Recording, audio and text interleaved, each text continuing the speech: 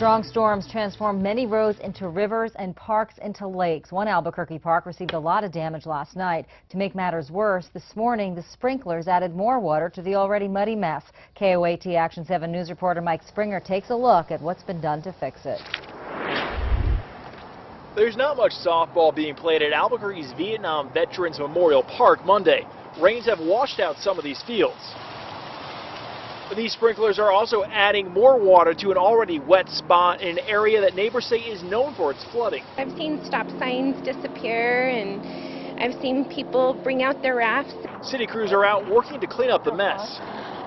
But there's still plenty of water left behind. Underneath all this water here, there's supposed to be a drainage ditch. Now, crews tell us that that ditch sometimes gets clogged and backed up with debris. So then when it rains like it did the other night, that's when you see all this flooding. It's flooding Municipal Development Director Michael Reardon says could have been much worse had a retention pond not been put in. But there would have been 5 feet of water over the size of that pond in all those neighborhoods. Then there are the sprinklers, adding more water to an already troubled spot.